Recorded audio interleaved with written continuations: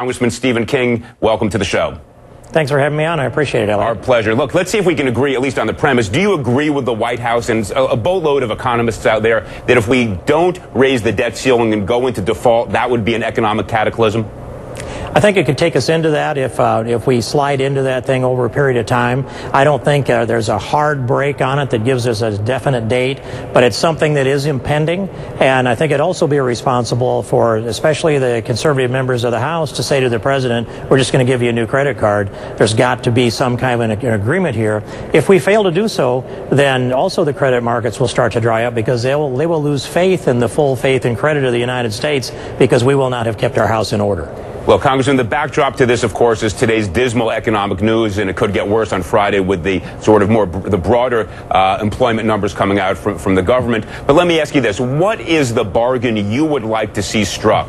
What could the president say to you, or what would you offer to him to get you to vote yes on raising the debt ceiling? What do you want to see in terms of deficit reduction plan? Well, I would lay out four things. Two of them be predicates to the discussion. The first one is to pass Congressman Louis Gohmert's bill that guarantees that our troops will be paid on time every time, no matter the circumstances, so they'd never be used as a leverage and a bargaining device in this Congress again. That's number one. Number two is Tom McClintock's full faith and credit bill that sets up the sequence that the bills would be paid in the event of hitting a debt ceiling. If we could get both of those things put into law, then they wouldn't be political levers, and we could talk about the pieces that I think are necessary. For me, if the president would like to see a debt ceiling increase of $2.4 trillion, we can cut off $2.6 trillion in outlays in the first 10 years if we just simply freeze the spending on implementation or enforcement of Obamacare. That's my marker I'd put down. The other one we'll be taking up tomorrow in the Judiciary Committee, which is Congressman Bob Goodlatte's constitutional amendment to require a balanced budget.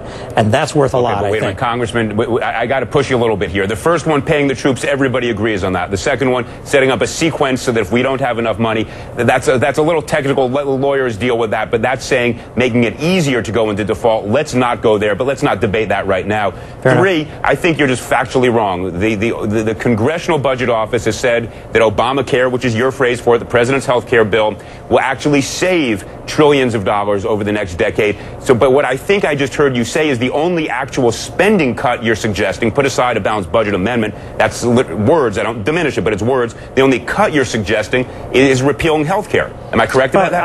I would go through a whole series of cuts in our discretionary spending. I would address the entitlements. I would do all those things. Well, but to put one marker up on the table, that $2.6 trillion in outlays, that's Chairman of the Budget Committee Paul Ryan's number in the first full 10 years after the implementation of Obamacare is $2.6 trillion. So I put that up to juxtapose it against the president's request for $2.4 trillion in a new borrowing authority as a means to compare the two. Look, I think we have a factual disagreement over whether that repeal would save anything. I think repealing would cost money. Put that aside for a minute. Let me give you another one to see how you respond to it.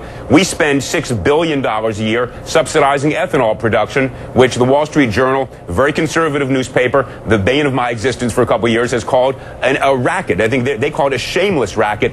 You're from Iowa, gets a lot of money through that subsidy. Would you support repealing that $6 billion a year that goes straight to the ethanol industry? There's a limited amount of time on this, Eliot, so I'm not gonna take you down through all of the components of this. But I will say this: the federal government provided an incentive to build an industry for renewable fuels. We've done that. Now the industry is talking to me about how they are willing to accept a soft landing and wean themselves off of the blender's credit, which is a subsidy to produce ethanol. So I think they're ready to go there, and the timing and the sequence of it is still open to debate.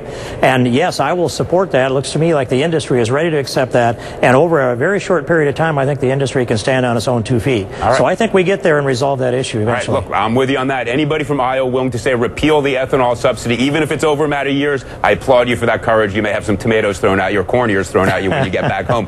Let me throw these numbers at you. The Bowles-Simpson bipartisan plan would have cut $5 trillion, I want to make sure I got this right, over a decade.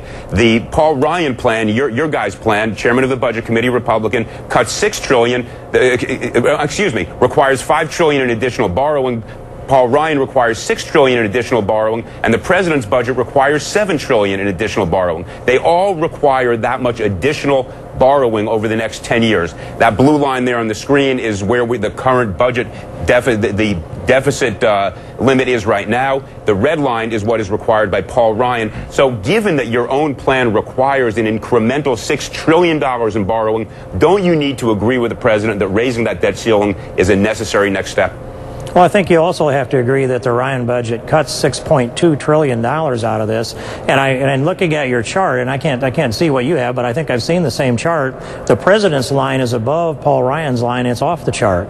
And I don't know where that actually goes. Congressman, I agree with you. As I said, Congressman Ryan's plan requires $6 trillion in borrowing, the president's $7 trillion, and the Bowles-Simpson plan $5 trillion. So either one of them, any one of the three, we're borrowing $5, $6, or $7 trillion additionally over the next 10 years. Even your plan requires $6 trillion. That's why I'm saying, shouldn't we just agree to go forward with the borrowing and then figure out which one of these plans we want to embark upon, rather than risking the credit of the United States and trying to resolve this in the next 2 weeks? Let's say, Eliot, I won't disagree. What you said is true in the short term. In the longer term, though, the Ryan budget does get to a balance. It takes too long to suit me. 26 years to get to balance does not satisfy me. It doesn't satisfy me to tell my sons that are in their early 30s that they'll work their whole working career, and when they're ready for retirement, we'll finally balance the budget and they can start to pay interest and debt on that budget. I'm not satisfied with that. I supported the Republican Study Committee's budget, which balances in a little less than 9 years. Heritage Foundation has a proposal to do something in the same period of time. All of them, though, do require, to your point, an increase in the debt ceiling. My point is that if we just simply increase the debt ceiling, we will get more and more spending, and if that's the case, it'll be back to haunt us a lot sooner than we need to. We need to be able to put together a longer-term plan here that gets this budget under control, Eliot. Look, I appreciate your coming on TV, being what it is. We're going to have to continue this conversation some other evening. I hope you'll join us down the road. I'm happy to. Thank you. Congressman King, thanks so much for being here. Up next, could a 13-year-old boy's brutal death become the spark that helps topple Syria's government? That story when we come back. In the Arena, brought to you by Red Lobster.